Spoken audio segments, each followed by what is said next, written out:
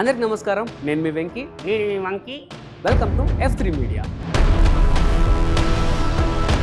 అరే మంకీ, ఒకప్పుడు ఏదైనా నేరం చేస్తే ఊరికి తప్పించుకోవచ్చు అని అనుకునేవారు, అవునా కాదా? ఎస్, అవును. కానీ మరి అది ఇప్పుడు అస్సలు కుదరదు. ఎస్, అస్సలు కుదరదండి. ఎందుకంటే ఇప్పుడు CC cameras, mobile phones, call recordings, WhatsApp chats, finger prints, face recognition, artificial intelligence, DNA, ఒక నేరస్తును పట్టుకోవడానికి చాలా చాలా చాలా ఉన్నాయి. అవునయ్యా. మరి ఇవన్నీ ఉన్నా కూడా ఎందుకు ఇంకా మన దగ్గర నేరాలు తగ్గట్లేదు? అంటే అది అవును కదా. ఎస్, అవును.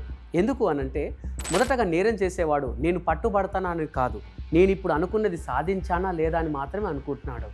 అవునా? అవును, అలా అనుకోవడం ద్వారానే మనిషి ఓడిపోతున్నాడు. మన దేశంలో చట్టాలు లేవా? ఉన్నాయి. శిక్షలు లేవా? ఉన్నాయి. మరి వాటిపై భయం ఎందుకు లేదు? భయం లేక కాదు, మరి అవగాహన లేక. ఎస్, అవగాహన లేక. ఒక చిన్న ఎగ్జాంపుల్ చెప్తావారా మనకి? కొంతమంది అబ్బాయిలు కొంతమంది అమ్మాయిల్ని ఈవ్ టీజింగ్ చేయడాలు, అదేవిధంగా సోషల్ మీడియాలో వారికి బ్యాడ్ కామెంట్లు పెట్టడాలు ఏదో సరదాగా అనుకుంటున్నారు, కానీ అది పెద్ద క్రిమినల్ కేసు అని వాళ్ళకు తెలియదు. బాగా ఎక్సైట్మెంట్ ఫీల్ అవుతుంది. ఎస్, కరెక్ట్ చెప్పావురా మంకీ. ఇంకొంతమంది ఎప్పుడైనా గొడవ జరిగినప్పుడు ఎదుటి వ్యక్తిని ఒక దెబ్బ కొడితే ఏం కాదులే అని అనుకుంటాడు, కానీ ఆ దెబ్బ గట్టిగా తగిలి ఎదుటి వ్యక్తికి రక్తం వస్తే, ఆ వ్యక్తి ఆ దెబ్బ వల్ల చనిపోతే, ఒక్క నిమిషం ఆవేశం ఒక మనిషి 40 ఏళ్ళ జైలు జీవితానికి కారణం అవ్వచ్చు. Yes, correct. మన పిల్లలకి మ్యాథ్స్, ఫిజిక్స్, ఏఐ, కోడింగ్ ఇలా నేర్పిస్తాం, కానీ చట్టం ఎలా పనిచేస్తుంది, ఏ నేరానికి ఏ శిక్ష పడుతుంది, ఎఫ్ఐఆర్ అంటే ఏమిటి, క్రిమినల్ రికార్డింగ్ ఒక మనిషి జీవితం మొత్తం ఎలా నాశనం చేస్తుందని ఎప్పుడన్నా పిల్లలకు నేర్పించామా? ఎందుకు?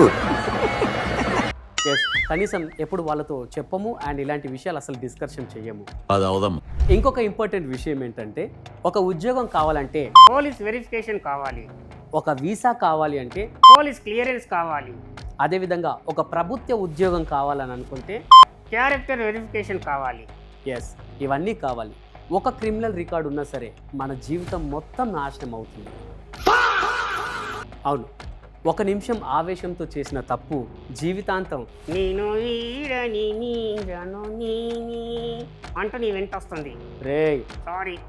చిచ్చి, మీరు సిగ్గుపడకండి, చచ్చిపోవాలనిపిస్తుంది. అరే మంకీ, మన వాళ్ళు ఏదైనా వస్తువు కొనేటప్పుడు దాన్ని ఆన్లైన్లో 1కి 200 సార్లు దాన్ని రివ్యూ చూస్తారు. అవునయ్యా. అవును కదా. మరి నేరం చేసేటప్పుడు జైలు జీవితం ఎలా ఉంటుందని ఎప్పుడైనా ఆన్లైన్లో సెర్చ్ చేశారా? చెయ్యరు. ఎస్, చేయరు. ఒకవేళ చేస్తే జీవితంలో ఒక్కసారి కూడా నేరం చేయాలన్న ఆలోచనకే రారు. అంటే ఎస్, కరెక్ట్.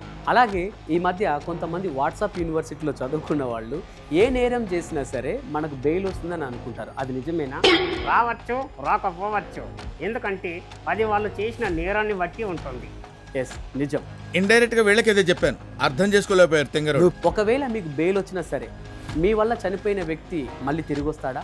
పోనీ మీ వల్ల బాధపడిన కుటుంబం మళ్ళీ మామూలు స్థితికి రాగలదా?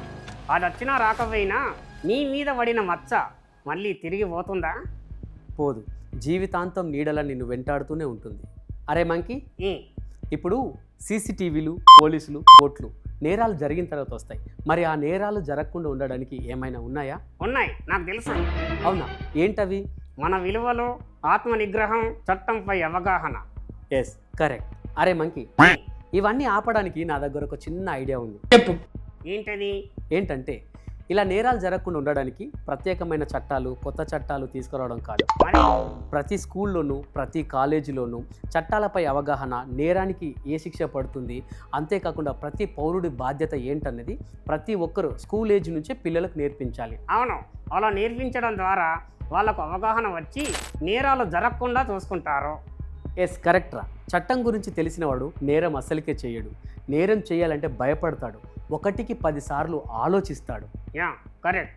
ఈ నేరాలు, హత్యలు, మానవంగాలు, దోపిడీలు ఇవన్నీ నేరాలు మాత్రమే కాదు, 2 కుటుంబాల జీవితాలను కూడా నాశనం చేస్తుంది.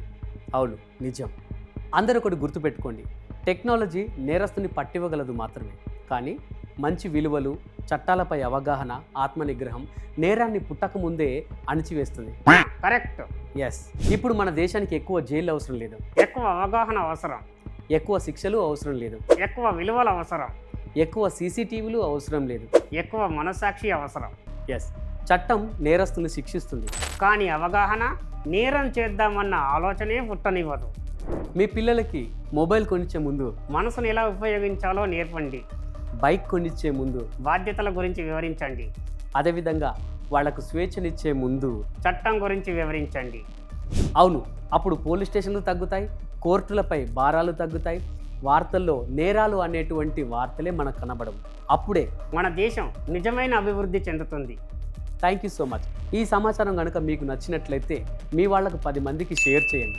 అండ్ మీకు ఇంకా ఎలాంటి విషయాలపైన ఇలా చర్చ కావాలో కింద కామెంట్ రూపంలో తెలియచేయండి. అండ్ ఇంకా మంచి మంచి సమాచారాల కోసం మా F3 మీడియా ఛానల్ని సబ్స్క్రైబ్ చేసుకోండి. Thank you so much. Me Venky. Monkey.